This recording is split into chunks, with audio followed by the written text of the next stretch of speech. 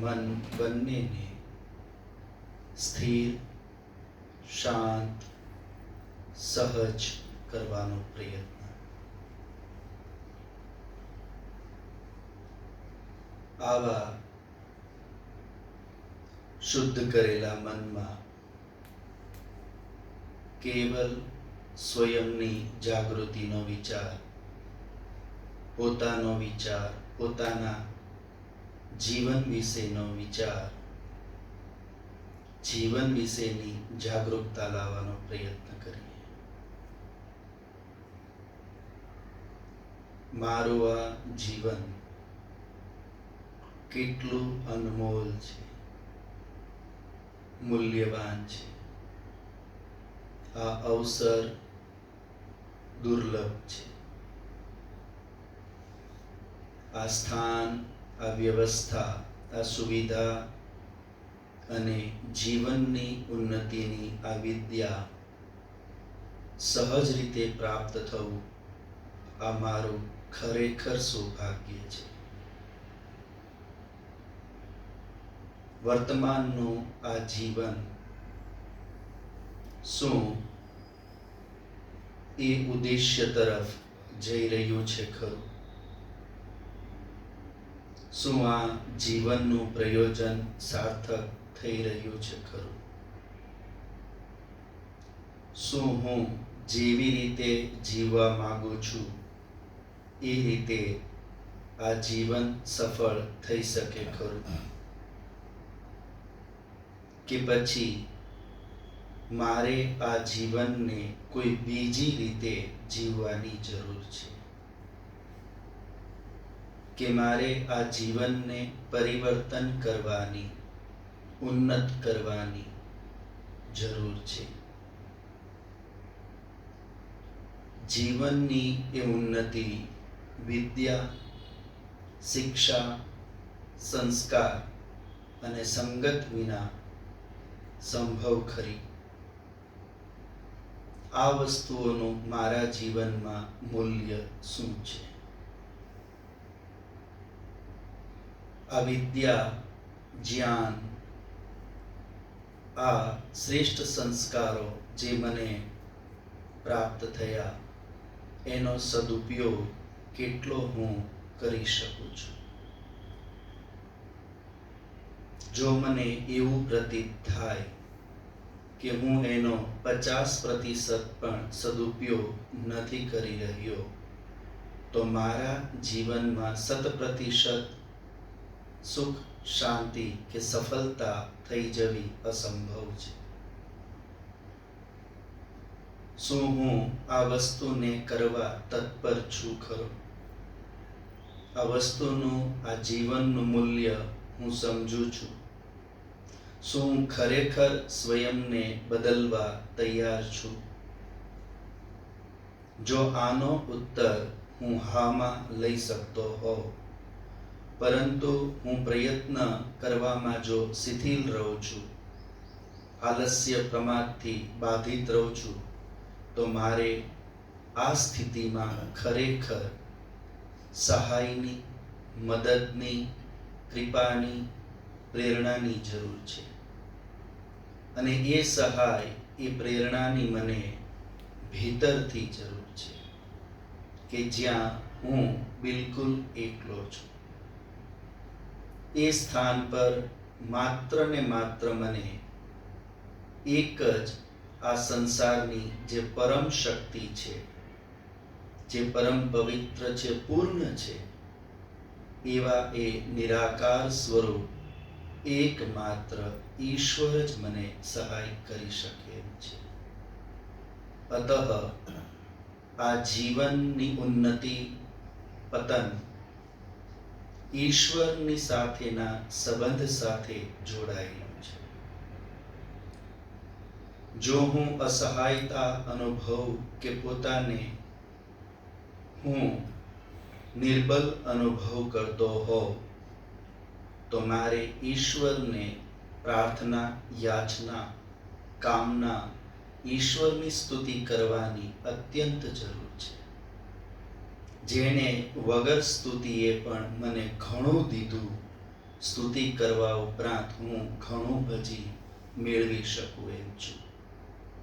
આ વસ્તુને સમજી શકાતી હોય તો સમજી ઈશ્વર પાસે આપણે યાચના અને કામના કરીએ.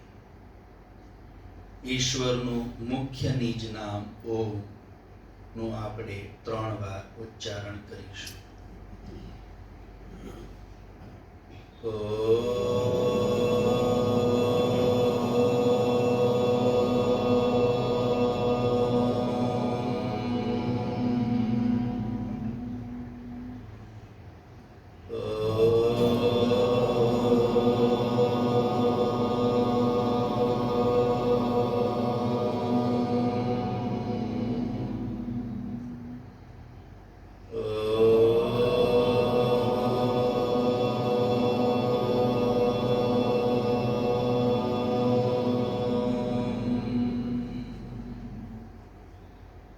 ધીરે ધીરે નેત્રોને ખોલી લઈ.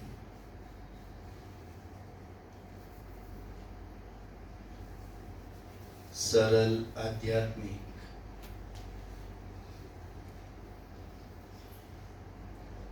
ક્રિયાત્મક યોગ શિબિર એવं યજ્ઞ થેરાપી આ શિબિરમાં ઉપસ્થિત આર્ય સમાજ ભાવનગરના શોભાયમાન કર્મઠ એવા શ્રી ધર્મેન્દ્રભાઈ, લવજીભાઈજી, ઉપસ્થિત અન્ય પદાધિકારીગણ, ધર્મપ્રેમી સજ્જનો, માતાઓ, આપણો આ શિબિર કરવાનો ઉદ્દેશ્ય, પ્રયોજન જે રીતે ધર્મેન્દ્રભાઈએ વાત કરી કે પહેલા આપણે ધ્યાનની શિબિર કરવાનો વિચાર હતો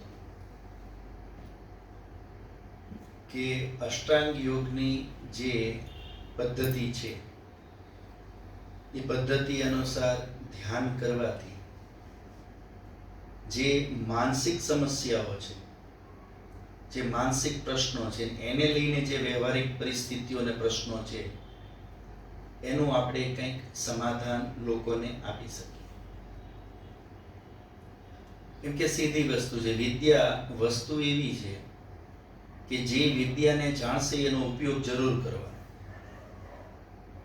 જેને વિદ્યા મળી છે, નોલેજ મળ્યું છે, તો એનો કોઈને કોઈ રીતે પરિસ્થિતિ પ્રસંગ અનુસાર એનો ઉપયોગ જરૂર કરવાનો. એવું ક્યારેય ન બને કે વિદ્યા હોય અને હું એનો ઉપયોગ ન કરી શકું. તો જે ધ્યાનને લઈને વિષય હતો એને આપણે એક સમયનો થોડો અભાવ પણ હતો અને કરવું જરૂરી પણ હતું, એટલે આપણે એને થોડો ઓર વ્યાપક પણ કરીને થોડા સમયમાં આયોજન કરવાનું નક્કી થયું. તો એની સાથે આપણે બીજા 2 વિષય પણ જોડ્યા, યજ્ઞ અને એક આપણા વ્યવહાર સંબંધિત દોષો. તો આપણા જીવનની જે સુખ શાંતિ છે, ઉન્નતિ છે, કે જીવનની જે આપણી અપેક્ષાઓ છે એમાં આપણે ઘણું બધું જોઈએ છે, પણ એની જો કેટેગરી બનાવી દઈએ આપણે જે કંઈ જોઈએ છે, તો એક તો આરોગ્ય એવી વસ્તુ છે જેના વિના કોઈને ચાલવાનું નથી. આરોગ્યની આપણા જીવનમાં ખૂબ પ્રધાનતા છે. એટલે આ તો દરેકની નીડ છે જ, આરોગ્ય. એના પછી જો આપણે જોઈએ તો આપણા જીવન માટે બીજી જે સૌથી મહત્વની વસ્તુ જે છે એ છે આરોગ્ય હોય પણ મન શાંત ન હોય તો.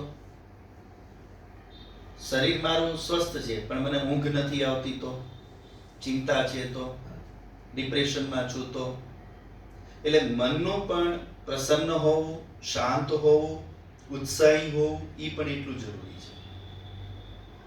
એટલે મનની શાંતિની પણ આપણે જરૂર છે. બીજા નંબરે, પહેલા નંબરે શારીરિક આરોગ્યની જરૂર છે, બીજા નંબરે મનની શાંતિ, પ્રસન્નતા, ઉત્સાહ એની જરૂર છે. અને ત્રીજી વસ્તુ, હવે આ 2 આપણી પાસે હોય પછી આપણને જરૂર શેની પડે કે વ્યવહારની અંદર હવે પરિસ્થિતિઓ આપણી અનુકૂળ રહે.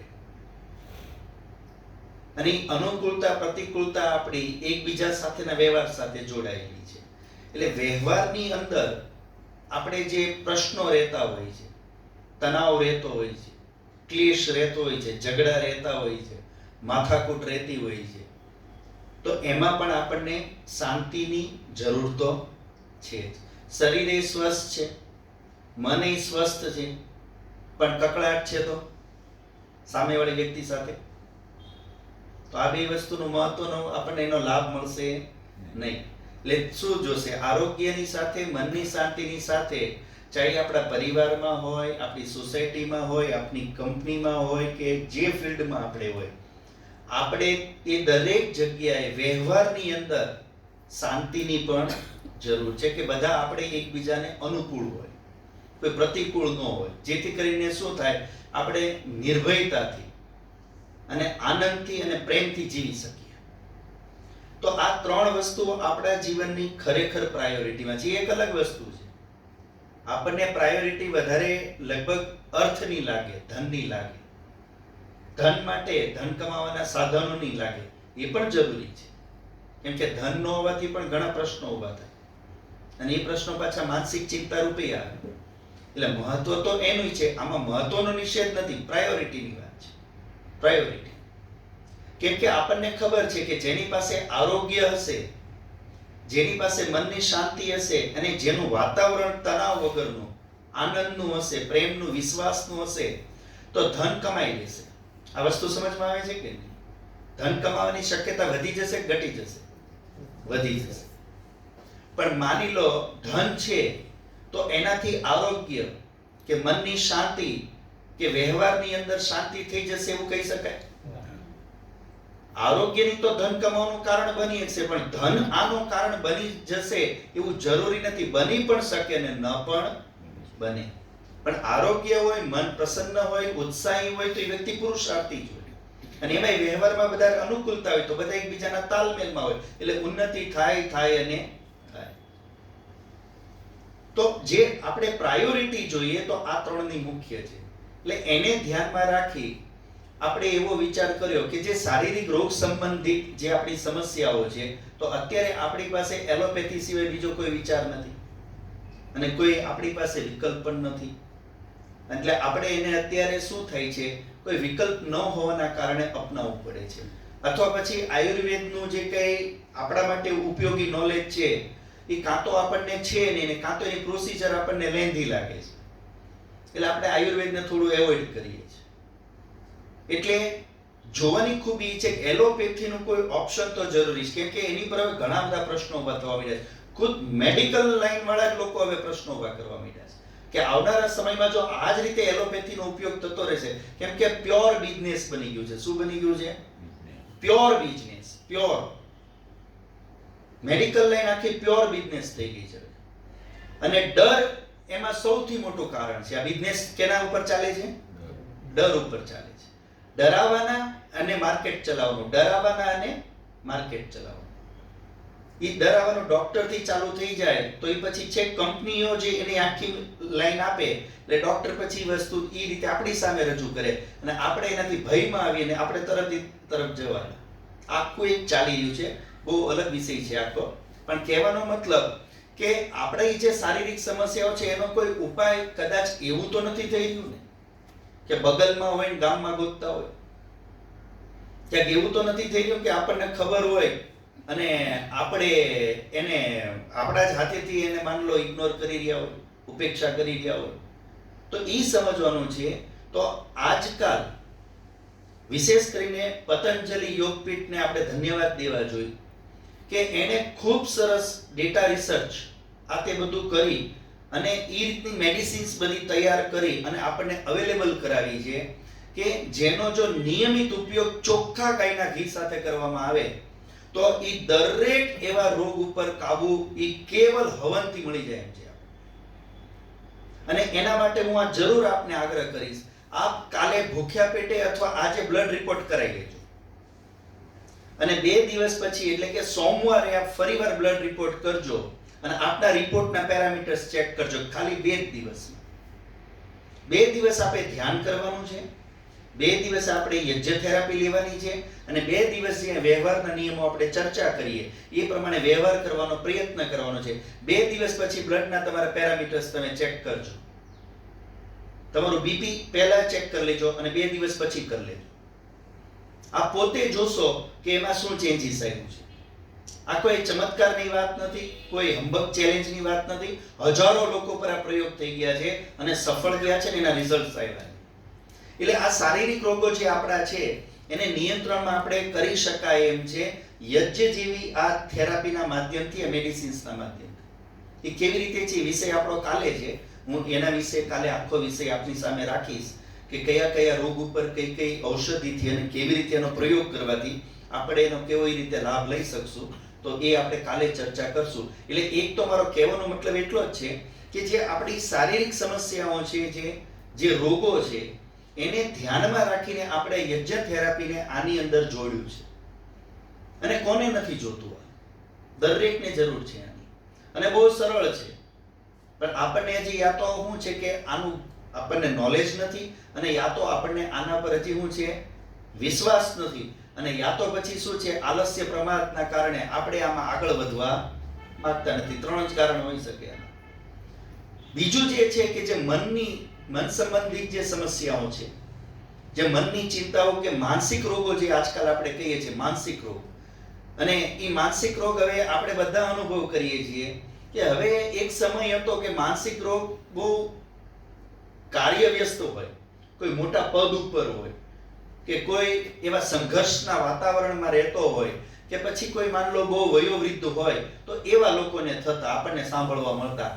આજકાલ માનસિક રોગ 7 થી 8 વર્ષના બાળકની થઈ જાય છે. 14 થી 15 વર્ષનું બાળક એ ડિપ્રેશનમાં આવી જાય છે. અને આ ડે બાય ડે વધ્યું છે. અને કોટાના આપણે જાણીએ છીએ, કોટાની અંદર જે સ્ટુડન્ટ્સ બધા જે યુપીએસસી નું પ્રિપેરેશન ની કરવા આવતા હોય છે, સુસાઇડ નું હાઈએસ્ટ લેવલ અત્યારે ક્યાં છે? કોટામાં જ છે. એટલે કોટાની અંદર તો હવે પંખાઈ નથી નાખવા દેતા, પંખે ટીંગાઈ મરે છે. તો હવે પંખાઈ લોકો એવા લઈ આવે છે ટીંગાવા જાય તો હેઠો વહી આવે, મરે નહીં. ત્યાં ફરજિયાત જ પંખો નાખવાનો તમારે. એટલે કેટલી હદે જોવાની ખૂબી કે જે યુવા છે, નોલેજેબલ છે, સ્ફૂર્તિલો છે, જે ફિઝિકલી ફિટ છે, ફાઇનાન્શિયલી એક એવરેજ એની પાસે બધું જ છે, છતાં સુસાઇડ કરે છે. કારણ શું છે? મન. તો આ સ્ટ્રેસનું લેવલ, ડિપ્રેશનનું લેવલ જાણતા અજાણતા આજે બાળકોમાં આવી ગયું છે. અને એના લીધે ઘણા ઇસ્યુઝ થઈ રહ્યા છે. કાલે મને એક સજ્જન મળ્યા અને એમના વાઈફને અત્યારે લગભગ પ્રેગ્નન્સી છે, એટલે મને એના વિશે થોડી વાત કરતા હતા, સલાહ સૂચન લેતા હતા. તો એમના એક બાળક વિશે તો હું જાણું છું, પણ મને એમને બીજી વાત કરી, મારે 2-3 વાર પહેલા કસુવાવડ થઈ ગયેલી. એટલે મેં કીધું આનું શું કારણ? તો પછી ત્રીજામાં તમને સક્સેસ કેવી રીતે મળ્યું? પછી એને આખી મને વાત કરી કે ભૂતમાં, પ્રેતમાં, પછી બધી અંધશ્રદ્ધામાં, આ બધામાં એટલું બધું માનતા હતા કે રાત્રે પાંદડું હલે ને તો એ બીતા હતા એની ગર્ભાવસ્થામાં અને ગર્ભ પડી જતો. આ શું દેખાડે છે?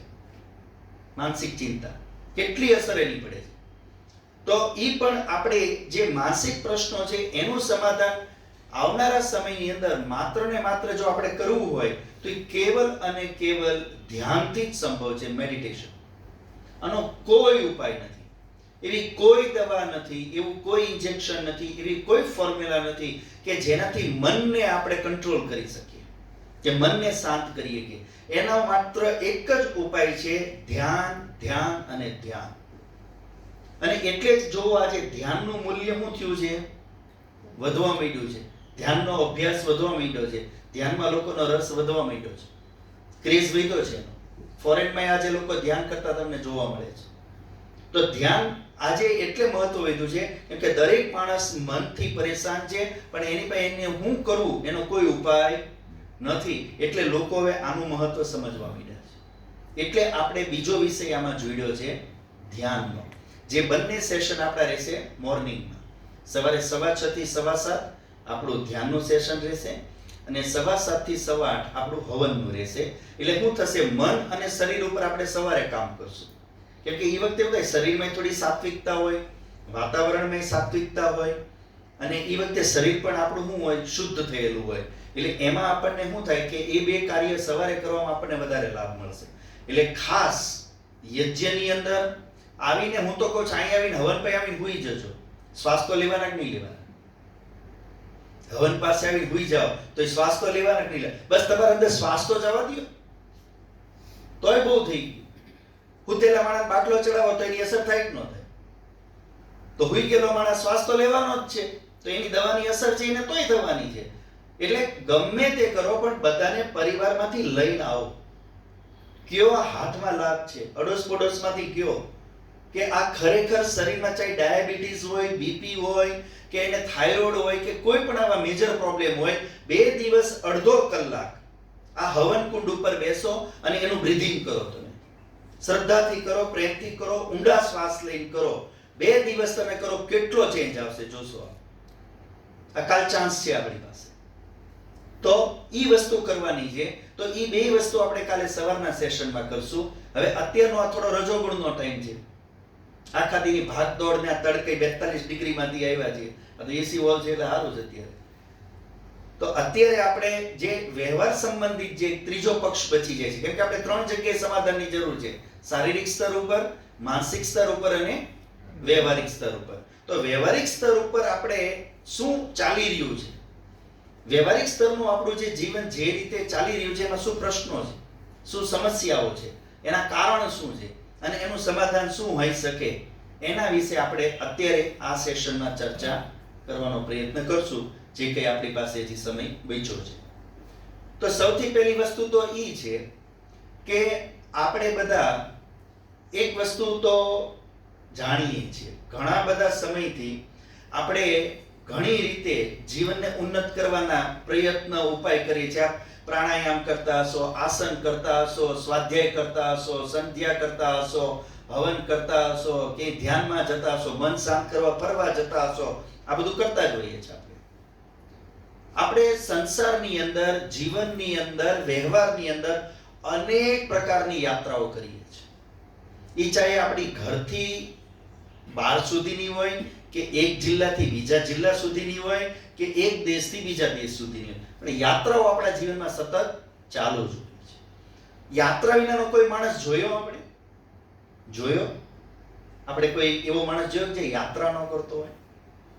ખાલી મળમૂત્ર કરવું હોય તો યાત્રા તો કરવી પડશે ને, એટલે બધી એવું તો નહીં બને ત્યાં જ થાય બધું. એ યાત્રા જ કહેવાય ને. તમે એ શું કર્યું? એક સ્થાનથી, યાત્રાનો મતલબ શું થાય? એક સ્થાનથી બીજા સ્થાન સુધી જવું, એનું નામ શું કહેવાય? એ નાની મોટી હોઈ શકે, પણ સ્થાન પરિવર્તન ક્યારે થઈ શકે? યાત્રા કરીએ તો. યાત્રા વગર સ્થાન પરિવર્તન થાય નહીં. અને જ્યાં પણ આપણે સ્થાન પરિવર્તન કરતા હોય તો શું કામ કરતા હોય? સ્થાન પરિવર્તન આપણે શું કામ કરતા હોય? ઘરેથી બહાર શું કામ ગયા? નોકરી કરવા ગયા, પૈસા કમાવા ગયા, શાકભાજી લેવા ગયા, કે મોલમાં ગયા, કે કંઈક વ્યવહારનું કામ કરવા ગયા. એક બેડરૂમમાંથી બીજા બેડરૂમમાં ગયા તો એ શું કામ ગયા? કંઈક કામથી જ ગયા. તો યાત્રા આપણે ક્યારેય પણ કરીએ તો હંમેશા શેના માટે કરતા હશો? કંઈક મેળવવા, અને કાં તો કંઈક વસ્તુથી બચવા. યાત્રા આપણી સતત ચાલી રહી છે, અને આ યાત્રા આપણે કંઈક મેળવવા માટે કરતા હોઈએ છીએ. અને જો યાત્રા ન કરીએ તો મળે? એક માણસ પૈસા કમાવા માટે ન નીકળે તો પૈસા મળે? એક વ્યક્તિ આરોગ્ય બનાવવા માટે ન નીકળે તો આરોગ્ય મળે? વ્યવહારને સાચવવા કે વ્યવહારને ચલાવવા ન નીકળે તો વ્યવહાર નહીં સફળ થાય? ન થાય. તો જ્યાં જ્યાં આપણે જીવનને સુખી કરવું હોય તો એ સુખી કરવા માટે શું કરવું પડે? યાત્રા. આટલું સમજાય કે હું શું કહું છું? યાત્રા વિનાનો કોઈ માણસ આપે જોયો નથી. તો ઈ એટલા માટે નથી જોયો કેમ કે યાત્રા વગર જીવન ચાલી શકે નહીં. યાત્રા અવશ્યમ ભાવી છે. પક્ષી જેવું પક્ષી તે 6000 કિલોમીટરની યાત્રા કરે છે. પક્ષી જેવું પક્ષી તે, જેને આપણે કુંજડા કહીએ. આ કુંજ ક્યાંથી આવે છે? રશિયાથી. અને કેટલા કિલોમીટરની યાત્રા કરીને આવે છે? 6000 કિલોમીટરની. શું કામ આવે છે? એનું જીવન ચલાવવા, સર્વાઈવ કરવા, સંતતિ ઉત્પન્ન કરવા, એનો વંશ ચલાવવા. તો કઈ પ્રયોજન છે કે નથી યાત્રાનું? યાત્રા સતત ચાલી રહી છે, મનુષ્યમાં નહીં પ્રાણીઓમાં તે. અને એનું કોઈ પ્રયોજન છે, અને પ્રયોજન જે છે એ જો યાત્રા ન કરે તો પૂરું થાય નહીં. તો આવી તો યાત્રા આપણી ઘણી બધી ચાલી રહી છે. પણ આપણને શું લાગે છે કે જરૂરી છે એ બધી યાત્રા કરી રહ્યા છીએ? જીવનમાં જરૂરી છે એ બધી જ યાત્રા આપણે કરી રહ્યા છીએ કે કોઈ યાત્રા કદાચ ન પણ કરી રહ્યા હોય? શું લાગે છે? જેમ સવારે તમારે ઉઠીને કદાચ સ્કૂલે જવું પડતું હોય, નોકરીએ જવું પડતું હોય, આર્ય સમાજમાં જવું પડતું હોય, કે તમારે બાથરૂમમાં જવું પડતું હોય, પડોશીના કામે જવું પડતું હોય, તો આ બધી શું થઈ કહેવાય? યાત્રા. અને આ બધી કરવી પડતી હોય તો જ ઘર સુખી રહે ને. એમાંથી તમે અમુક કરો ને અમુક ન કરો શું થાય? રોજની જેટલી યાત્રા કરવાની છે એમાં અડધી કરો ને અડધી ન કરો તો શું થશે? એટલા કામ બગડશે. એટલે એવા કામ બગડતા હોય છે ને આપણે. તો હું એ પૂછવા માંગુ છું કે શું લાગે છે જીવનની અંદર ખરેખર જે યાત્રા કરવી જોઈએ, થવી જોઈએ, થઈ રહી છે, કરી રહ્યા હોય એવું લાગે છે કે ક્યાંક છૂટી તો નથી? જીવનની અંદર યાત્રા આપણે કરી રહ્યા છીએ, આપણે એવું લાગે છે તો કરી જ રહ્યો છે, બધું કરી રહ્યો છે. પણ જો બધું કરી રહ્યો હોય તો હું સુખી હોઉં કે દુઃખી, સફળ હોઉં કે નિષ્ફળ, ઉન્નત હોઉં કે પતિત હોઉં? રિઝલ્ટ શું કહે છે? મારી ફિટનેસ શું કહે છે? મનની શાંતિ શું કહે છે? એમાં કમી છે કે નથી? અભાવ છે કે નથી? તો એનો મતલબ શું થયો? એનો મતલબ શું થયો? ક્યાંક યાત્રા ખૂટે છે. ક્યાંક યાત્રા ખૂટે છે. કાં તો ખોટી યાત્રા થઈ રહી છે, કાં તો એટલી યાત્રા ખૂટે છે, અને ક્યાં તો ખોટી યાત્રા થઈ રહી છે. આપણે જેટલી યાત્રા કરી રહ્યા છીએ ક્યાં કરી રહ્યા છીએ? જેટલી યાત્રા કરી રહ્યા છીએ ક્યાં કરી રહ્યા છીએ? ક્યાં ચાલી રહી છે? વ્યવહારમાં, સમાજમાં. વ્યવહારમાં, સમાજ. તો એ વ્યવહાર આપણે સમાજની અંદર ક્યાં ઉભા રહીને કરીએ? ધરતી ઉપર જ ઉભા રહીને કરીએ. બરાબર? તો એનો મતલબ શું થયો? ધરતી ઉપર ઉભા રહીને જેટલી યાત્રા કરવાના, આ બધી યાત્રા કઈ કહેવાય? બહારની યાત્રા કહેવાય. કઈ કહેવાય? બહારની યાત્રા. તો બહારની યાત્રા તો આપણી ચાલી રહી છે. શું યાત્રા બહાર જ છે કે કોઈ ભીતરની યાત્રા હોઈ શકે? શું લાગે છે? યાત્રા ખાલી બહારની જ હોય કે કોઈ ભીતરની હોઈ શકે? અચ્છા, તરવાનું ખાલી ઉપર ઉપર જ હોય કે ડૂબકી મારીની હોઈ શકે? તરવાનો મતલબ હું ઉપર ઉપર તરવું એને તરવાનું કહેવાય કે ડૂબકી મારવાનું હોઈ શકે? હોય કે ન હોય? ડૂબકી મારીને તરવાનું થઈ શકે કે ન થઈ શકે? સામાન્ય રીતે કેવી રીતે તરતા હોય તરવૈયા? ઉપરથી. ઉપરથી. 100 માંથી 90 તો કેવી રીતે તરતા હશે? ઉપરથી. અને 10 કેવી રીતે તરતા હશે? અંદરથી. અચ્છા, રત્ન કોને મળે? ઉપર તરે ને કે અંદર ઉતરે? રત્ન કોને મળે? અંદર ઉતરે. ઉપર ઉપર તરતા રહે શું થાય? સીધો કાંઠે નીકળી જાય. પણ હોય હું ટન ગોપા. પણ જે અંદર ઉતરે એને શું મળે? રત્ન મળે. તો ક્યાંક એવું તો નહીં થતું હોય ને આપણા જીવનમાં કે આપણે બહાર ને બહાર યાત્રા કરી રહ્યા છીએ, બહાર ને બહાર તરી રહ્યા છીએ, અને ક્યાંક અંદર ભંડાર છે પણ ડૂબકી મારતા? એવું તો નહીં હોય ને? શું લાગે છે? બહાર યાત્રા જાજી કરીએ છીએ કે અંદર? બધી બહાર જ કરીએ છીએ. જેમ બહાર યાત્રા કરતો હોય મને બહારથી કંઈક લઈને આવે કે ન આવે? બહાર યાત્રા કરતો હોય બહારથી કંઈક લાવે કે ન લાવે? બહારથી કંઈક લઈને આવે ને? યાત્રા કરવાનો કંઈક લઈને આવવાનું. તો આપણી યાત્રા આખો દી બહાર જ હાલે છે. તો જેમ વસ્તુ લાવતા હોય એમ હું લાવતા છું, બીજું વિચારો લાવતા છું કે નહીં લાવતા હોય? તો અંદર ભેરું છે હું બધું બહારથી લાવેલું, અને બહારનું જ ભેરું છે પાછું. તો આપણા જીવનની અંદર આપણે ઉપર ઉપર તરી રહ્યા છીએ. જે તે કરી રહ્યા, મને એવું લાગતું કે હું બહુ સારો તરવૈયો છું. લાગી શકે જેને પ્રેક્ટિસ સારી હોય, સ્પીડ સારી હોય, અનેક સ્ટાઇલથી તરી શકતો હોય તો એને એવું લાગે કે હું બહુ સારો તરી રહ્યો, સારો તરવૈયો છું. ઘણાને એવું લાગે હું સારા પૈસા કમાઈ રહ્યો છું, મારો ધંધો સારો હાલી રહ્યો છે, મારી નોકરી બરાબર ચાલી રહી છે, મારા છોકરા બરાબર પાટે ચડી ગયા છે, તો બરાબર ફ્રી સ્ટાઇલ સારી છે, તરતા સારું આવડે છે એનો મતલબ. પણ ભીતર જો નથી ગયો તો શું થશે? વ્યવહારની અંદર જે પ્રશ્નો છે એના સમાધાન મળશે નહીં. બહારની યાત્રા કરતા રહેવાથી, બહારને બહાર તરતા રહેવાથી જે અંદર જે રત્ન પડ્યા છે જ્યાં સુધી નહીં મળે ત્યાં સુધી અંદરથી ખાલી રહેવાના. અંદરથી કેવા રહેવાના? બહારની યાત્રા કરવા છતાં બહાર ગમે તેટલો છે પણ અંદરથી ખાલી રહેવાના.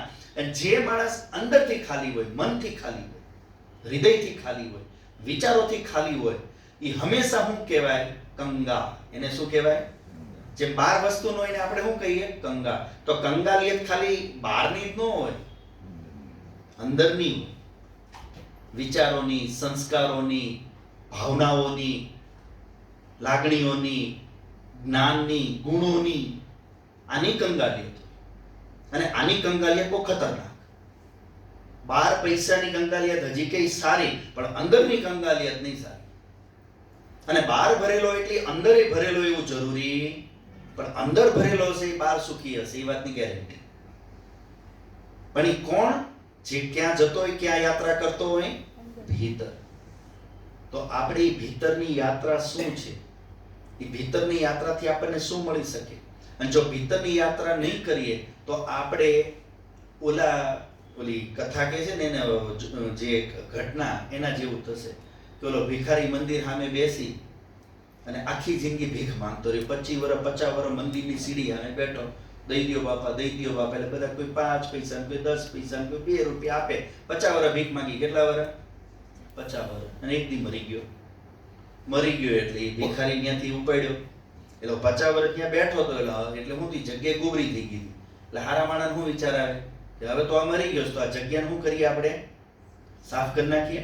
એ સાફ કરવા ગયા એટલે માથે થોડીક માટી કાઢવા ગયા, હેઠે રાખો સોનાનો ચરો નીકળ્યો. ઘડો. હવે વિચાર કરો, એ આખી જિંદગી એની ઉપર બેઠી ભીખ માંગતો રહ્યો અને એના મર્યા પછી ઓલા લોકો સાફ કરવા ગયા હેઠેથી સોનાનો ઘડો નીકળ્યો. આ કેવો માણસ સમજવો? આપણી હાલત કંઈક આવી જ છે.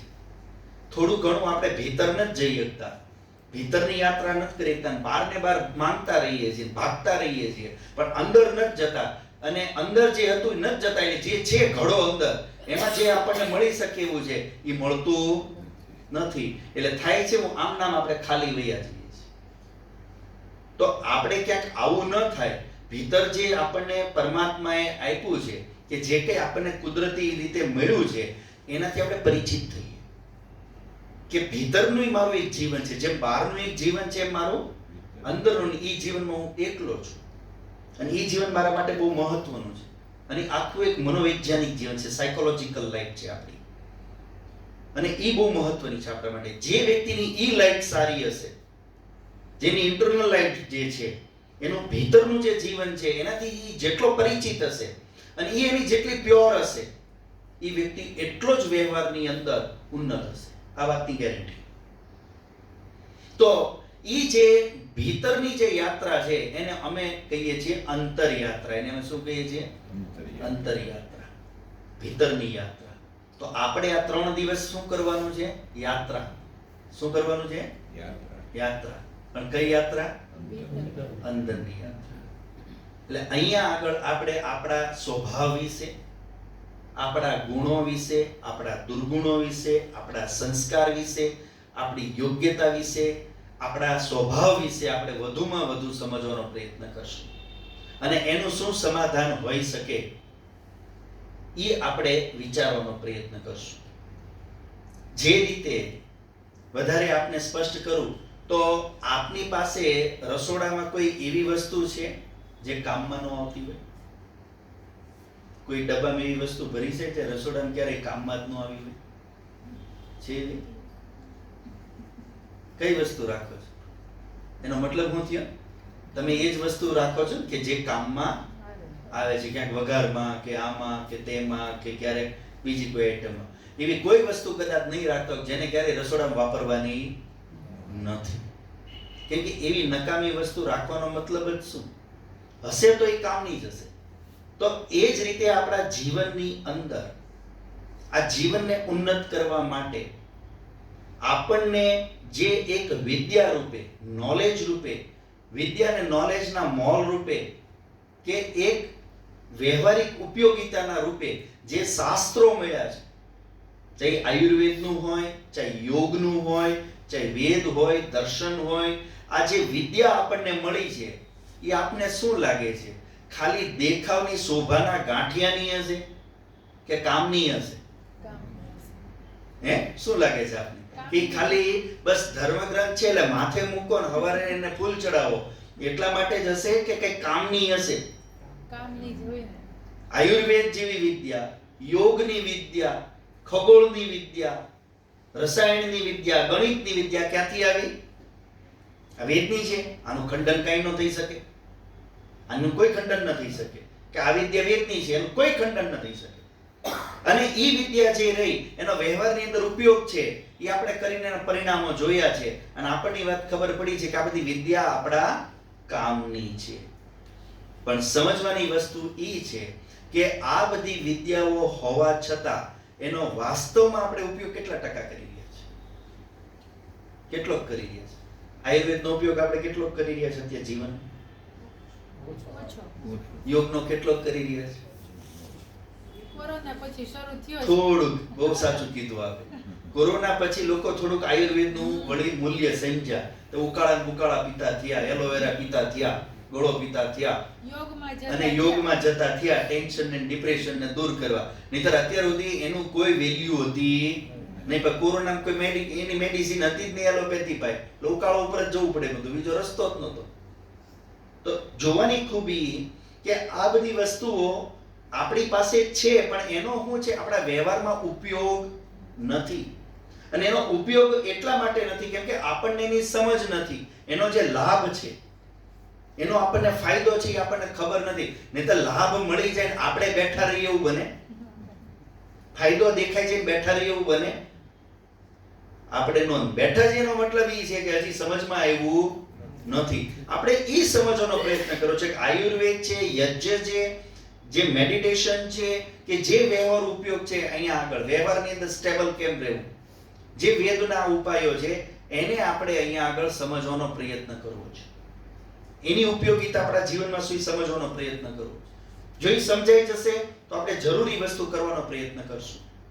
તો વ્યવહાર વિશેની હું આપને વાત કરી રહ્યો હતો તો એના વિશે હું થોડું આ તો ભૂમિકા આપની સામે મૂકતો હતો. હજી તો બધું કહેવાય ને આપણે ગોળવાનું ચાલે છે. તો સીધી વસ્તુ કે શરીરની અંદર આપણે રોગો છે કે નથી? શું લાગે છે આપને? રોગો છે આપણને? ઘણી જાતના રોગો છે અત્યારે. હવે તો આપણને એવા નામ રોગોના આવે છે જેના વિશે હવે બોલતાય આવડે નહીં. એટલે રોગો તો શરીરમાં છે, અનેક જાતના છે. મોટા મોટા ફેમસ જે છે બધા ડાયાબિટીસ ને બીપી આ બધા ફેમસ રોગ કહેવાય. કેવા? અને હોલસેલ વાળા રોગ આવે છે. એટલે આ તો આપણને બધા પરિચિત છે આ શારીરિક રોગોથી. હવે આ રોગો છે એ આપણને સુખ આપે છે કે દુઃખ આપે છે? એવું બને કોઈ રોગી હોય ને એને સુખ હોય? રોગ હોય તો શું થાય? દુઃખ જ થાય, ચિંતા રહે ન રહે. તો આ જે રોગો રહ્યા એ આપણને દુઃખ આપી રહ્યા છે. રોગોય છે, રોગ છે એટલે એનું શું છે? આપણને દુઃખ છે. આ આપણે બધા જાણીએ છીએ. અચ્છા, રોગ આપણામાં આવ્યા કે રોગ આ ઉત્પન્ન કર્યા? શું લાગે? આ જે રોગ આપણા શરીરમાં છે આપણે કીધું અને આ રોગ છે તો એનાથી દુઃખ પણ છે. તો આ દુઃખ અને આ રોગ આવ્યા કે ઉત્પન્ન કર્યા? ઉત્પન્ન કર્યા. કેટલા જણા માને ઉત્પન્ન કર્યા? બહુ સાચી વાત છે. 90% રોગ આપણે ઉત્પન્ન જ કરીએ છીએ. પ્રજ્ઞા અપરાધી મૂલમ રોગાણા. આપણો સ્વભાવ, વ્યવહાર, બુદ્ધિ આ જ આપણા રોગોનું કારણ છે. એ જ રીતે માનસિક સ્તર ઉપર આપ જરા જોવો કે માનસિક સ્તર ઉપર જે ચિંતા છે, તણાવ છે કે બેચેન રહીએ છીએ, શોકમાં રહીએ છીએ, દુઃખમાં રહીએ છીએ કે પછી માન લો ખોવાયેલા રહીએ છીએ, તણાવમાં રહીએ છીએ, આ બધું શું છે? માનસિક રોગ. અને આવા માનસિક રોગ જેને હોય એને સુખ થતું હોય કે દુઃખ થતું હોય? દુઃખી જોવાનો. અચ્છા, માનસિક રોગ આવ્યા કે ઉત્પન્ન કર્યા? શું લાગે છે? શું લાગે છે? ઉત્પન્ન કર્યા એવું લાગે છે? શરીરમાં રોગ ઉત્પન્ન કર્યા અને મનમાં રોગ ઉત્પન્ન કર્યા. હવે વાત ત્રીજી પૂછું છું. વ્યવહારની અંદર માથાકૂટો છે કે નથી? ઝઘડા, માથાકૂટ, ક્લેશ, લડાઈ બખેડા છે કે નથી? તનાતની છે કે નથી? તો દુઃખે હશે કે નહીં હોય? એ લડાઈ ઝઘડા માથાકૂટ હશે તો દુઃખે હશે કે નહીં હોય? શું લાગે છે? આ આવ્યા કે ઊભા કર્યા? શું લાગે છે આપણે? આ બધું આવ્યું, આ માથાકૂટો આવી કે ઊભી કરી? આવતી હોય છે એની હું ના નથી પાડતો, પણ વધારે શું છે, આવેલી માથાકૂટો જાજી છે કે ઊભી હાથે કરેલી જાજી છે? ઊભી કરી. હાથે ઊભી કરેલી માથાકૂટો જાજી છે ને. આ માથું પકડીને નાળિયેર ફોડીએ જ બીજા માથે, અને હાથે જ કેટલીક માથાકૂટો આપણે ઊભી કરેલી છે. તો આ સમસ્યા તો આપણા જીવનમાં અત્યારે વ્યવહારમાં જોઈએ છે. તો વ્યવહારની અંદર માથાકૂટ છે, આ માનો છો કે નથી માનતા? લાગે છે? અચ્છા, શું માથાકૂટો હાલે છે જરા કોઈ કહેશો? બે પાંચ દર હું માથાકૂટ હાલે છે? આપણું નહીં, જનરલ. હું એમ નથી કહેતો તમારે વિશે કહ્યું. આપણે રમાબેન વિશે જ કહીએ કે ને, બાજુવાળા. શું માથાકૂટો વ્યવહારમાં છે? જરા બોલો તો આપને ખ્યાલ આવશે. તો હું એનો કંઈક સમાધાન આપવાનો ટ્રાય કરું. તમારા ઘરે મોટર છે, મારા ઘરે નથી. તમારા ઘર મોટર છે, વાહ.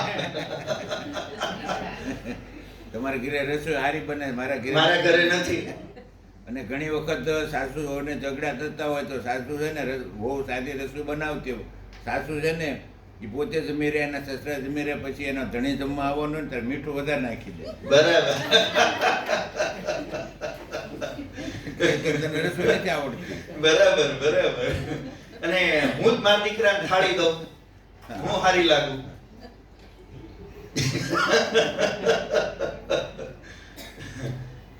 તો વ્યવહારની અંદર માથાકૂટો તો છે. આ તો આપણને લવજીભાઈ બે પાંચ ઉદાહરણ આપ્યા. આવો અનુભવ છે કે નથી આપણને? હે, શું માથાકૂટ છે જરા કયો, બોલો. આપણું કીધું માનતા નથી, એનાથી આપણને દુઃખ થાય છે. બહુ સાચી વાત. કેમ કે આપણે જ્યારે કોઈ વસ્તુ કોઈને કહેતા હોય, માને નહીં, તો માને નહીં એટલે શું થાય? આપણી ઈચ્છાનો વિઘાત થાય. ઈચ્છાનો વિઘાત થાય એટલે શું થાય? તો આ દુઃખ કયું દુઃખ કહેવાય? વ્યવહારિક. આ દુઃખ કયું છે? વ્યવહારથી ઉત્પન્ન થયું છે. બીજું કોઈ શું વ્યવહારમાં દુઃખ છે બીજા? હે, અણસમજ વધારે. મતલબ દરેક વસ્તુ સમજપૂર્વક કરવાની જગ્યાએ ના સમજીથી, જેને એમ કહીએ કે મૂર્ખતાનું પ્રમાણ જાજુ હોય. અને શાસ્ત્રોમાં કીધું છે દરેક વસ્તુની દવા ભગવાને આપી. વેદની અંદર એક ઉદાહરણ માની લો કે આજનું મેડિકલ સાયન્સ લઈ લો, શાસ્ત્રએ બધા જ રોગોની કે બધી જ સમસ્યાઓનું સમાધાન આપ્યું, પણ હું કીધું મૂર્ખસ્ય નાસ્તિ ઔષધમ. મૂર્ખાની કોઈ દવા સંસારમાં નથી. બધી જાતની દવા અવેલેબલ છે, મૂર્ખતાની કોઈ દવા નથી. એટલે ઈશ્વરને વેદોના એવા મંત્રો છે કે જે મંત્રની અંદર પ્રાર્થના કરી છે કે હે પ્રભુ, મારા ઘરની અંદર કોઈ મૂર્ખ ન રહે. આ કોઈ કરવા જેવી પ્રાર્થના છે? પણ વેદમાં આવ્યું, જેમ એમ કીધું કે મારા ઘરમાં કોઈ રોગી ન હોય, મારા ઘરમાં કોઈ દુરાચારી ન હોય, એમ ઈ પણ કીધું હે ઈશ્વર, મારા ઘરમાં કોઈ મૂર્ખ ન રહે. શું કામ? કેમ કે એક મૂર્ખ હશે તો બાકીના 10 જણાને ટીંગાડી દેશે, બધાને ભારે પડશે, બધાને જીવનો હરામ કરી નાખશે.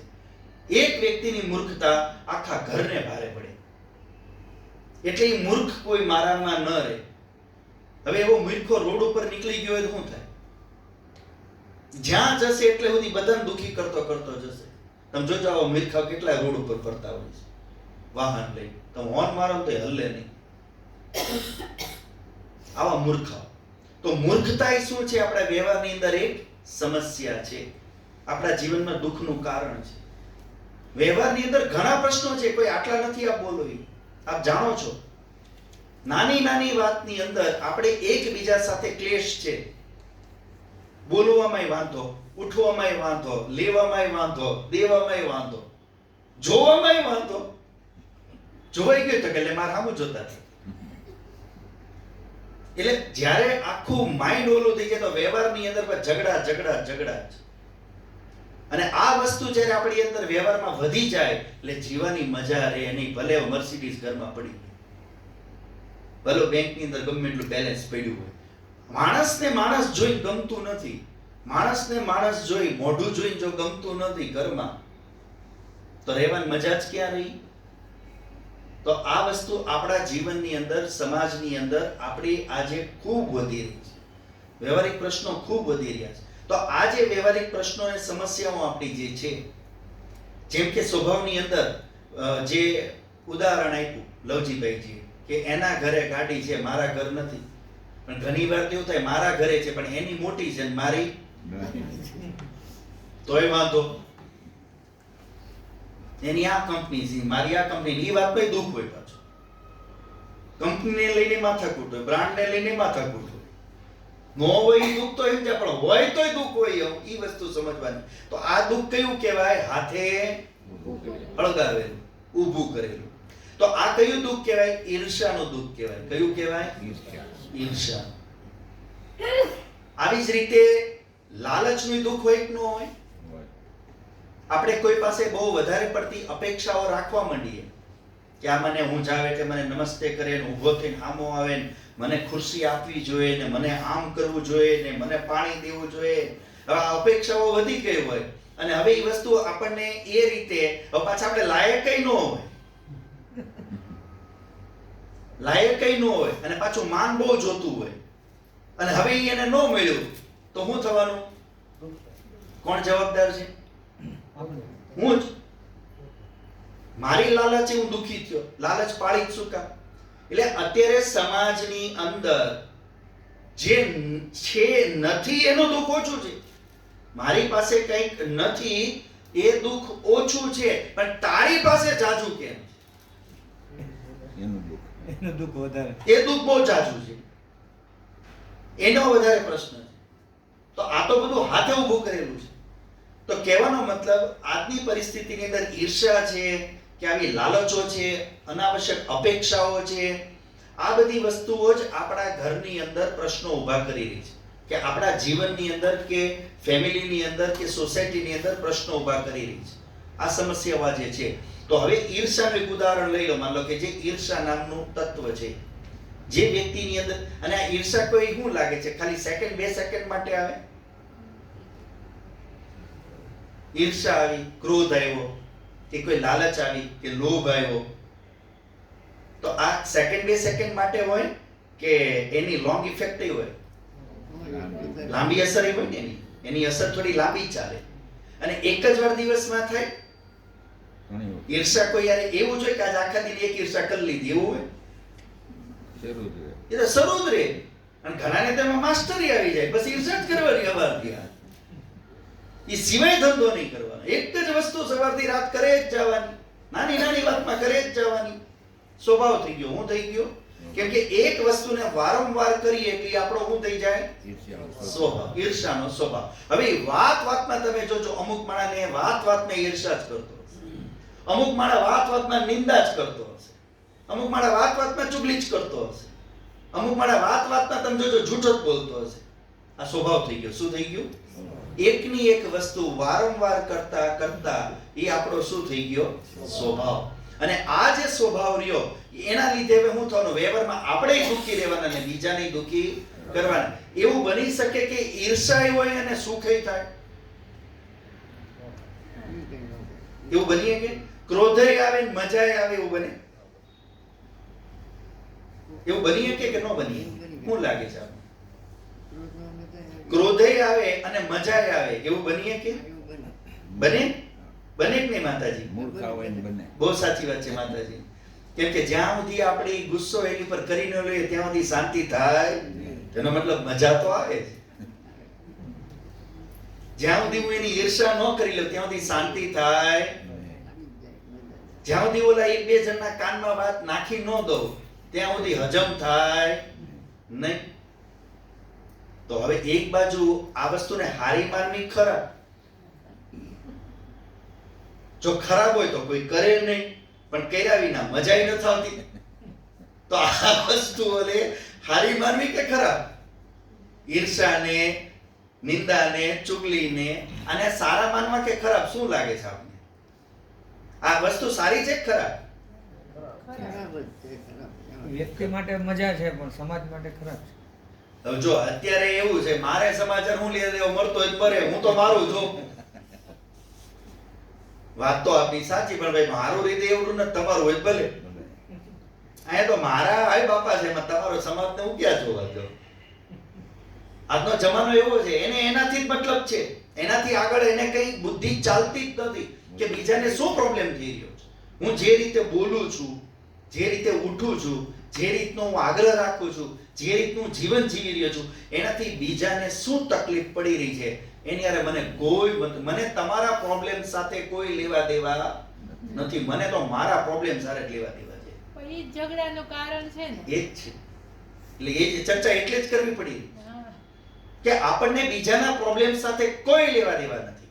મને મારા પ્રોબ્લેમ સાથે જ લેવા દેવા છે. એટલે હું તો ઈ જ જોઉં છું કે મારું ભલું કેવી રીતે થાય, તમારું જે થાય તમે તમારું પૂરી કરો. આ આજની વાસ્તવિકતા છે.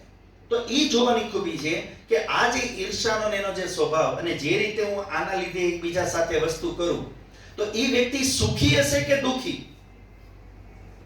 જે વ્યક્તિનો સ્વભાવ આવો હશે, વ્યવહારની અંદર જેને જો એને વાટતો જ હોય, કડવું બોલતો જ હોય, મેણા ટોણા મારતો જ હોય, ખરાબ ચેષ્ટા કરતો જ હોય, બળતરા મુકાવતો જ હોય, આખો દી આ જ કામ ઉઠે ત્યારથી કરતો હોય, આવો માણા સુખી હશે કે દુખી? શું લાગે છે આપને? જે માણા આખો દી આ જ કરતો હોય એ માણા સુખી હશે કે દુખી? પોતે દુખી છે, બીજાને દુખી કરતો. વાત તો આમ સાચી વાત છે, કેમ કે ઈ જે આપી રહ્યો છે એના પર એવું લાગે કે નહીં ભાઈ છે જ આ માલ, બીજો માલ નથી. મતલબ એ આપી ક્યારે જ રહ્યો છે આ બધાને, કેમ કે એની પાસે આનાથી અલગ કઈ દેવા જેવું, કેમ કે આપણે દેવાના હું હોય જ દેવાના છે, નથી ક્યાં જ દેવાના. તો આપણે જો બીજાને આ જ કરી રહ્યા છીએ બીજા હારે, એનો મતલબ મારી પાસે છે જ ઈ. એટલે હું પૂછું છું કે જેની પાસે આમ માલ પડ્યો હોય અને ભેગો કર્યો હોય, ઈ સુખી હોય કે દુખી હોય એ પૂછું. મારો પ્રશ્ન ઈ પોતે સુખી હોય કે હું તો આવું વર્તન કરું છું, તમારે જેમ કરવું હોય એમ. ઈ પોતે સુખી હશે. ઈ નો જ હોય ને, ઈ સ્વીકારી આપણે હકવાના છીએ.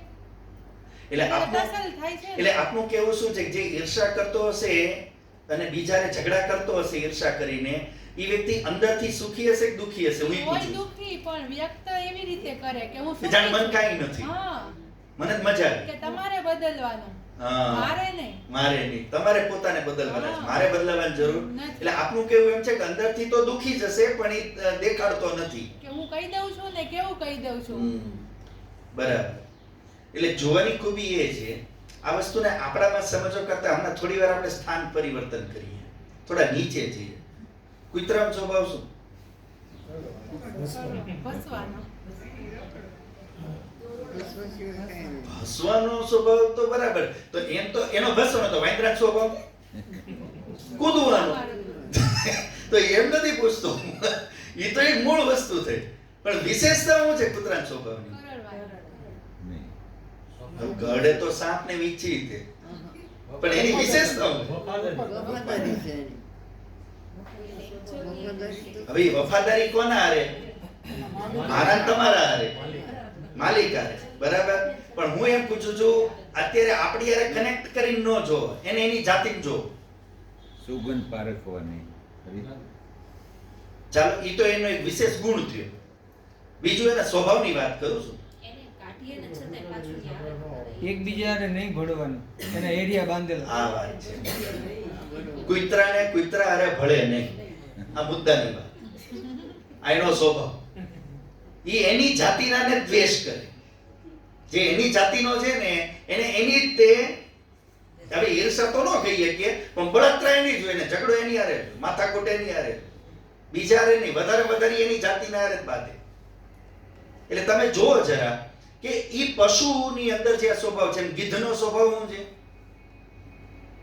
ગીધનો સ્વભાવ શું છે? સંગ્રહ કરવાનો. શું કરવાનો? સંગ્રહ કરવાનો, ભેગું કરવાનું. એટલે તમે જોજો ગીધનું ગળું હોય હંમેશા, હવે ઓછા જોવા મળે છે, પણ જેને પહેલા જોયા હશે એને ખબર હશે. ગીધનું ગળું કેવું હોય? આવડું મોટું હોય. શું હોય? એ બધું, એ પેટ તો ભરી લીધું હોય ને, પણ એ હવે એના માટે કરે, બધું સંગ્રહ કરવા ભેગું કરે પોતાની પાસે. અને એ માટે બીજા ન ખાવા દે, પોતે જ લઈ લેશે. હવે જરૂર નથી, પણ તોય રહેવું જોઈએ મારી પાસે, આ રહેવું જોઈએ. એટલે દરેક પશુની અંદર તમને એક અલગ અલગ વિશેષતા જોવા મળશે. હવે ઈ જ તમે કૂતરાનું જ ઉદાહરણ લો કે જે કૂતરો રોટલી એને મળી છે, કોને મળી છે? એને જ મળી છે. બીજું કૂતરું આમ 50 ફૂટ આગળ ઊભું બીજી ગલીમાં, શું થશે? રોટલી એની પાસે જ છે. હા, 50 ફૂટ આગળ બીજી ગલીમાં શું થયું? બીજું કૂતરું નીકળું. તમને શું લાગે છે, શાંતિથી ખાશે કે ભોંકશે? પહેલા તું આવતો નહીં. મતલબ રોટલી આવી ગઈ છે, એના સિવાય કોઈની છે નહીં. પણ તોય 50 ફૂટ આગળ બીજી ગલીમાં કૂતરું જોઈ ગયું તો એ ખાવામાં ધ્યાન દે છે કે ભોંકવા છે? એ ખાવામાં એને રસ નથી, પણ પહેલા એનું ભોંકી લઉં. આ શું છે એનો સ્વભાવ? તો એનો મતલબ શું થયો? એ અંદરથી સુખી થઈ ભોંકે છે કે દુખી થઈ? એ કૂતરો આપણને આપણું હજી નહીં સમજાય, કેમ કે આપણને લોચો લાગે છે, કેમ કે ક્રોધ કરીને સારું લાગે છે ઘણી વાર. પણ કૂતરાને જોઈ લે જરા ખબર પડે કે જે કૂતરો બીજા કૂતરાને જોઈ ગયો હોય અને એ કૂતરો હવે બીજા કૂતરાને જો જોઈ ગયો અંદરથી સુખી છે કે દુખી? એ કૂતરો જે બીજા કૂતરાને જોઈ ગયો છે એને જોઈને સુખી છે કે દુખી? અંદરથી દુખી જ છે. અને એ દુઃખ શેનું છે? ભોંકો શેના લીધે? દ્વેષના લીધે. શેના લીધે? દ્વેષના લીધે. તો જે વસ્તુ જો ઈ એક પ્રાણી છે, મનુષ્ય એક પ્રાણી છે, તો એનો મતલબ શું થયો? આપણી અંદર પણ આવા વિકારો જ્યારે ઉત્પન્ન થાય તો એવો માણસ અંદરથી શું હોય? દુખી જ હોય. દુખી જ હોય. બહાર હવે હું ગમે ડ્રામા કરતો હોય, એક્ટિંગ કરતો હોય, જેમ બેને કીધું કે હું દેખાડતો મને કાંઈ ફેર નથી પડતો, પણ મને મજા આવી ઉલટા. આપણે એને બે સંભળાઈ દીધી, આપણે વસૂલ કરી લીધું. આપણને બહાર એવું બધું લાગતું હોય પણ અંદરથી તો શું હોય? દુખી જ હોય. ખાલી ઓલું શું થયું? જે વેગ હતો એ રિલીઝ થઈ ગયો છે, પણ એનો સંસ્કાર બની ગયો. શું બની ગયું? સંસ્કાર. એટલે સંસ્કાર બન્યો એટલે શું થયું? ફરીવાર આપણે એવું વર્તન કરવાનું. આ વર્તન આપણે એકવાર નથી કરવાના, એકવાર કર્યું એટલે હવે બીજી વાર પણ કરવાના. હવે જ્યારે જ્યારે ઈર્ષા દ્વેષનું વર્તન કરવાનું થશે ત્યારે ત્યારે મનની અંદર શું થશે? દુઃખ થવાનું, પીડા થવાની, ચિંતા થવાની, તણાવ થવાનો, માનસિક રીતે ડિસ્ટર્બ રહેવાના આપણે. આ વાસ્તવિકતા છે. એટલે કહેવાનું બસ એટલી જ વાત છે કે પશુઓ પણ જેમ પોતાના સ્વભાવથી દુઃખી છે, એમ જે વ્યક્તિ પશુવત સ્વભાવ રાખતો હોય એ વ્યક્તિ પણ અંદરથી કેવો રહેવાનો? દુઃખી જ રહેવાનો. હવે કેટલો પૈસા વાળો છે, કેટલો વિદ્યા વાળો છે, ગમે એવો મોટા પદ વાળો હોય, પણ સ્વભાવ જો એનો ઈર્ષા દ્વેષનો કે ક્રોધનો, લોભ લાલચનો કે એવો સ્વભાવ રાખતો હોય, દુઃખ હોય અને હોય જ. આટલું આપણે સમજવું. તો એને આવું થવાનું કારણ શું? એટલા માટે કેમ કે આપણો મૂળ સ્વભાવ જે છે મનુષ્ય તરીકે એ સુખ મેળવવાનું છે. શેનો છે? સુખ મેળવવાનું. આમાંથી કોણ એવું હશે જેને સન્માન નથી ગમતું?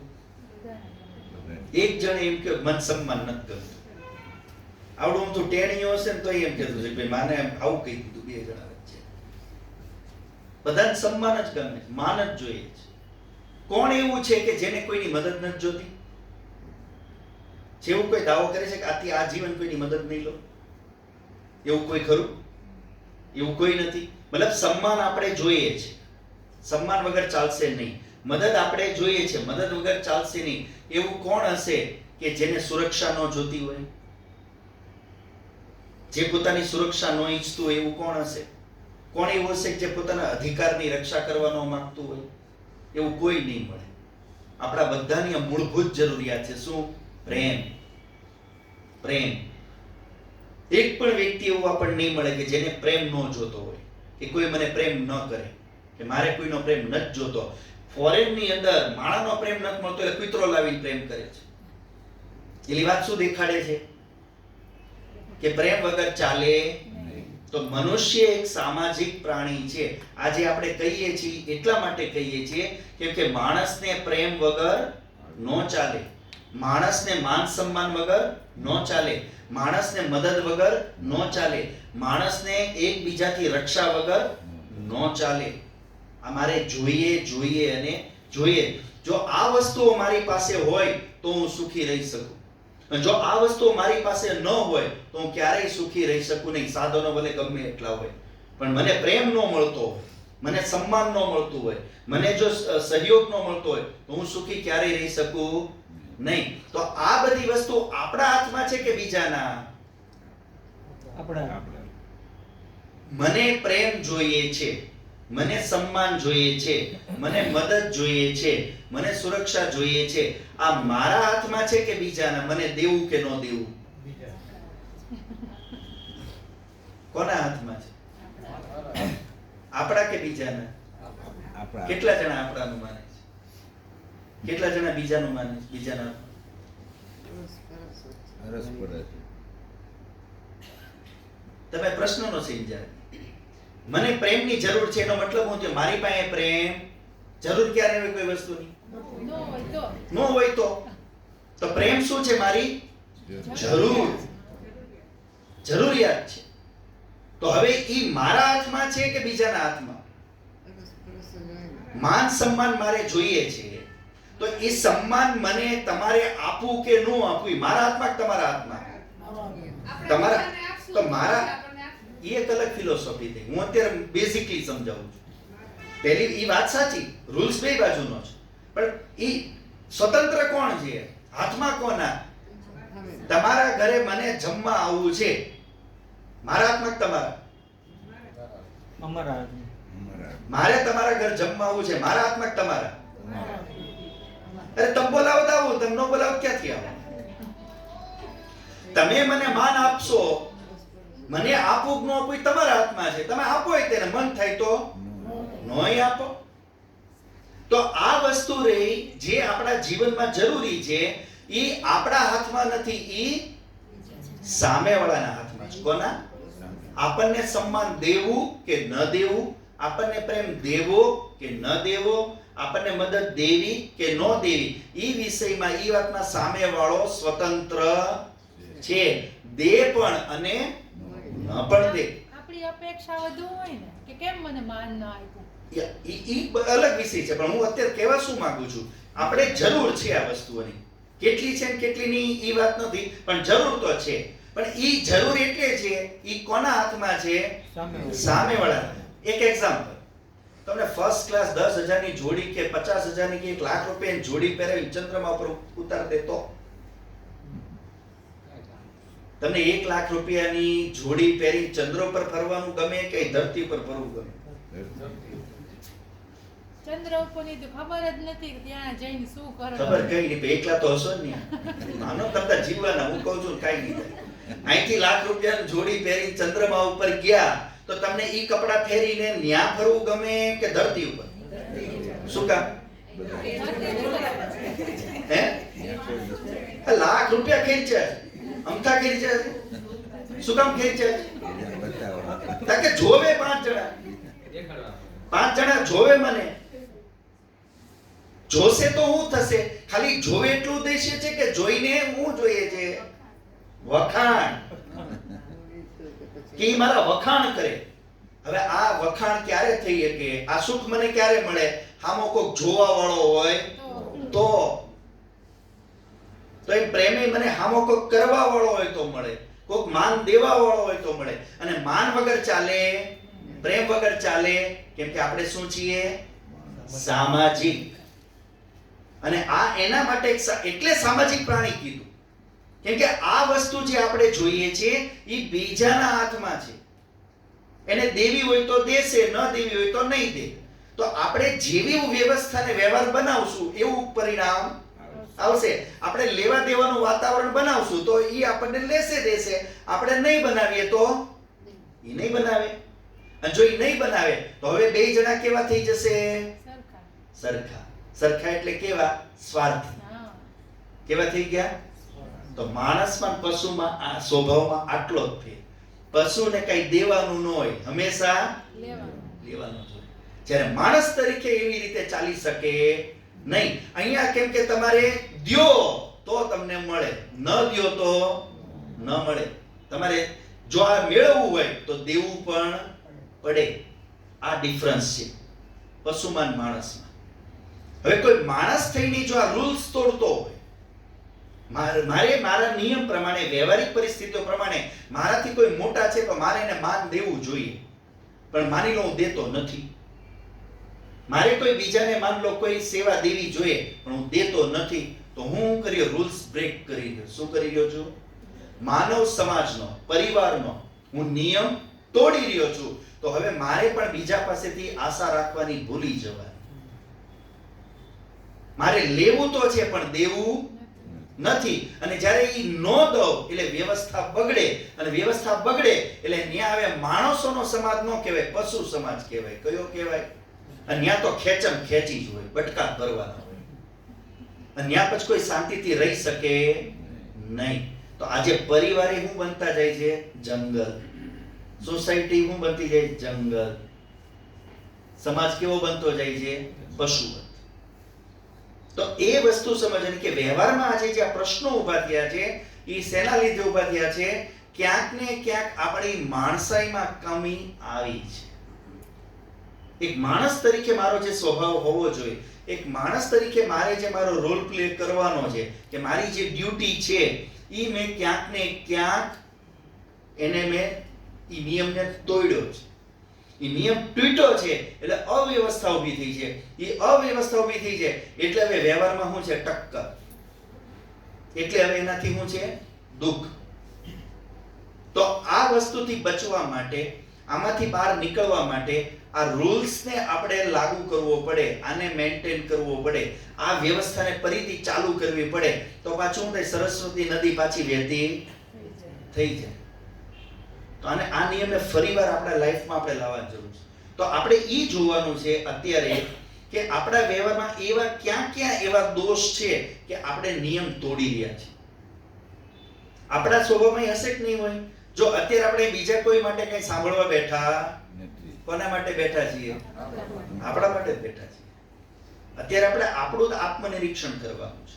અત્યારે આપણી જ અંતર યાત્રા ચાલી રહી છે. અત્યારે બીજાની અંતર યાત્રા કરવાની નથી. આ બધી વાત મારા માટે જ છે. મારે મારું જ જોવાનું છે કે હું આમાં ક્યાં ચાલી રહ્યો છું, કેવી રીતે ચાલી રહ્યો છું. તો મારા સ્વભાવના જે વિકાર અને દોષ છે એને મારે નિયંત્રિત કરવા જરૂરી છે. અને જ્યાં સુધી હું નહીં કરું તો મને એનો ફાયદો પણ મળશે નહીં. કેમ કે મને સુખ જોઈએ છે. સુખ માટેના એક નિયમ છે, વ્યવસ્થા છે. કેમ કે હું માણસ છું. પશુ હોત તો વાંધો નહોતો. બીજી વાત કે એ જ વ્યક્તિ તમે જોવો કે જેને કોઈ યાર બનતું નથી, આવા હોય કે ન અમુક, એને તમે કોઈ પણ ઓલા દીકરા ભેગો મૂકો ને તો ન્યાય માથાકૂટ, ઓલી બહુ ભેગો મૂકો ને તો ન્યાય માથાકૂટ, ઉપરના રૂમમાં ચડાવો ને તોય માથાકૂટ, એને તમે ગામડે મોકલો તોય માથાકૂટ, જ્યાં જાય ને ભટકાય. આવા હોય કે ન હોય? ઘણા સ્વભાવના વેરાયટી હોય, એ ભાઈ ઘણી બધી વિશેષતા હોય સ્વભાવમાં કે ગમે ત્યાં માથાકૂટનું એને કંઈક મળી જ જાય. આવા સ્વભાવવાળા ઘણા વિચિત્ર પ્રકારના માણસો હોય છે. હવે આ માણસને કોઈ આરે ફાવતું નથી. આવો હોય કે ન હોય? કે એને કોઈ માણસ આરે ફાવે જ નહીં. તો આવા માણસને આપણે એમ કહીએ કે ભાઈ ચિંતા ન કર, તને 50 લાખનો બંગલો બનાવી મધ્યપ્રદેશના જંગલમાં તું તાર વ્યવસ્થા કરી દઈશ, જશે કે નહીં જાય? શું લાગે છે? માણસ આરે ફાવતું નથી અને માણસ આગું જવું નથી. શું કામ? કેમ કે હું તો તમારી પાસેથી લેતો. કેમ? જંગલમાં કોણ દેવાનું? જંગલમાં કોણ જોવાનું? જંગલમાં એને કોણ માન દેવાનું? જંગલમાં એને કોણ પ્રેમ દેવાનું? જંગલમાં એને કોણ નોટ કરવાનું? કોઈ નહીં કરે. એટલે તમે વિચિત્રતા જોવો કે માણસ ભેગા રહેવું છે, માણસ આરે ફાવતું નથી, અને એકલા કાઢો તો જવું નથી. એનો મતલબ ઈ થયો લેવું તો છે પણ દેવું નથી. આ વિચિત્ર, આને પશુ કહેવાય, આને સ્વાર્થી કહેવાય, સેલ્ફિશ કહેવાય. આવો માણા ભેગો રહેવા લાયક જ નથી. વૈદિક કાળમાં દાવાને તડીપાર જ કરતા. જા શ્રીલંકા રાક્ષસો ભેગો, જા તું આમ આરબમાં પિશાચો ભેગો, કે જા ભાઈ તું ચીનમાં આ બધા અસુરો ભેગો, અલગ જ કાઢતા. આવા માણા માનવ સમાજમાં ન ચાલે, પરિવારમાં ન ચાલે. આવો કોઈ પણ એક વ્યક્તિ જો પરિવારમાં હોય કે સોસાયટીમાં હોય, સમાજમાં હોય, આખી વ્યવસ્થા બગડી જાય. કે જેમ કોઈ યાર ફાવે જ નહીં. કેમ કે ફાવવા માટે ઘણા બધા કોમ્પ્રોમાઇઝ કરવા પડે, ઘણા બધા સેટલમેન્ટ કરવા પડે, ત્યારે ગાડી ચાલે. કેમ કે કોઈ ગુણમાં નથી, બધામાં દોષ છે, બધામાં ગુણ છે, તો સેટલમેન્ટ જ કરવું પડે, અને તો જ માનવ સમાજ કે પરિવાર ચાલી શકે. તો આ કહેવાની ખૂબી કે આ બધા પ્રશ્નોનું સમાધાન કરવું અત્યંત આવશ્યક છે. જેવી રીતે હવે આપણે આમ સામાન્ય પરિસ્થિતિ પ્રમાણે અત્યારે જોઈએ તો શું લાગે? સ્વભાવ બદલવો હેલો છે કે અઘરો? આપણો હોય કે બીજા? અત્યારે સ્વભાવ બદલવો અઘરો લાગે છે? અશક્ય છે કે અઘરો છે? શું લાગે છે? અશક્ય નથી. પણ વાતચીત ને વ્યવહારમાં શું અનુભવ કે છે? પ્રાણ અને પ્રકૃતિ હારે જઈનો મતલબ શું થયો? અઘરો માનીએ છે કે અશક્ય? અશક્ય માની રહ્યા છે. આપણે માનીએ છીએ કે સ્વભાવ બદલવો અશક્ય છે. તો અઘરો તો હોઈ શકે કદાચ, પણ અશક્ય નથી. પહેલું તો આ સ્પષ્ટ હોવું જોઈએ. જેવી રીતે આયુર્વેદની અંદર ઘણા બધા એવા રોગ છે એની ચિકિત્સા આપી છે અને ચિકિત્સા કરવાથી એ રોગ કાબૂમાં આવી જાય છે. તો જો રોગની દવા વ્યવસ્થિત મળી જાય તો રોગ આપણો કાબૂમાં આવી જાય. એ જ રીતે આજે આપણા સ્વભાવના જે રોગ છે, આપણા સ્વભાવમાં જે દુર્ગુણો છે, આને પણ કાબૂમાં લેવાની દવા, ઉપાય અને ચિકિત્સા વેદોમાં આપી છે.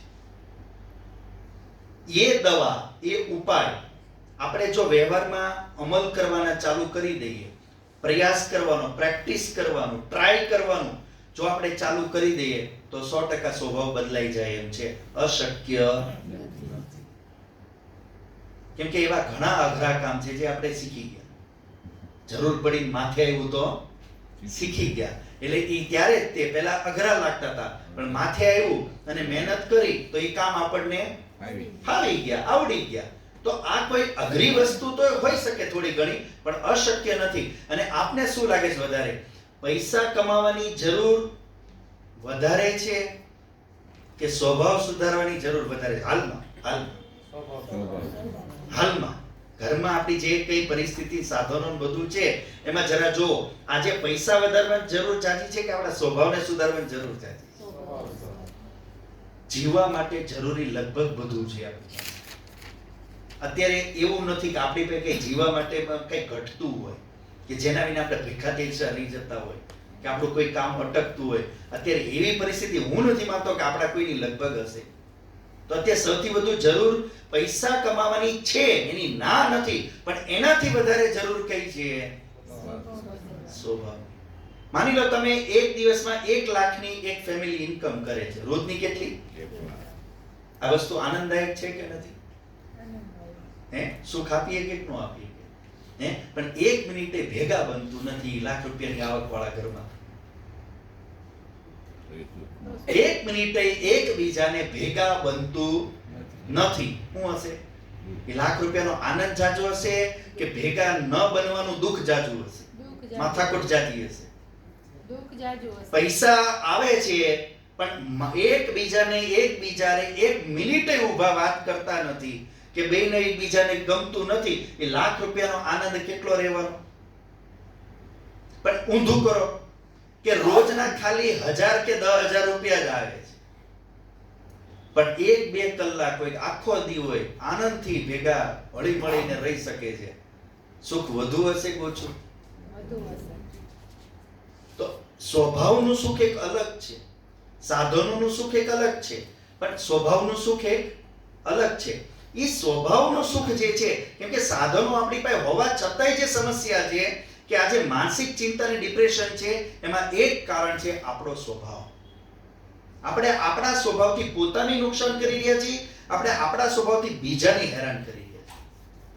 અને એ સ્વભાવમાં કોઈ ચેન્જ કરવા તૈયાર નથી. પૈસા વધારવા તૈયાર છીએ, અધિકાર લેવા તૈયાર છીએ, લડવા તૈયાર છીએ, પણ આપણા સ્વભાવને સુધારવા તૈયાર નથી. તો આપણે આપણા સ્વભાવ ઉપર જો કામ કરવું હોય તો એના માટે એક જ ઉપાય છે, અંતરયાત્રા. કેમ કે સ્વભાવ બહારની વસ્તુ છે કે અંદરની વસ્તુ છે? તો એને હરખો કરવા ક્યાં જવું પડશે? અંદર જવું પડશે. તો એ જે આધ્યાત્મિક યાત્રા કયો કે એને અંતર યાત્રા કયો કે ભીતરની યાત્રા કયો, એ ભીતરની યાત્રા આપણે અત્યારે પોતાની સાયકોલોજીને, સ્વભાવને સમજવાનો પ્રયત્ન કરી રહ્યા છે. અને એના માટે વેદે શું ઉપાય આપ્યા છે? આપણા સ્વભાવમાં કયા દુર્ગુણો વધારે આપણને નુકસાન કરી રહ્યા છે અને એને નિયંત્રિત કરવાના કે એને નાબૂદ કરવા માટેના આપણને વેદે શું ઉપાય આપ્યા છે, એના ઉપર આપણે સમજવાનો પ્રયત્ન કરી રહ્યા છીએ. તો આજ થોડું ભૂમિકા જેવું જ આપણું આ સત્ર હતું. આગળ કાલે આપણે ફરી પાછું સમય રહેશે તો એ પ્રમાણે આપણે આના ઉપર વ્યવહારિક દોષો કયા એવા છે જે આપણને આજે બહુ સમસ્યા ઊભી કરી રહ્યા છે, આપણો સ્વભાવ જે કારણે બગડેલો છે, એને કઈ વસ્તુ છે અને એને કેવી રીતે કંટ્રોલ કરવી, એ વિશે વેદનું જે આપણને નોલેજ છે એ શું છે, એ વિશે આપણે આવતા સત્રમાં ફરી ચર્ચા કરશું. કાલે સવારે આપણે બધા ધ્યાનમાં અને પછી યજ્ઞ થેરાપીનો વિશેષ લાભ લેવાનો પ્રયત્ન કરીએ. આટલું કઈ વાણીને વિરામ આપીશ.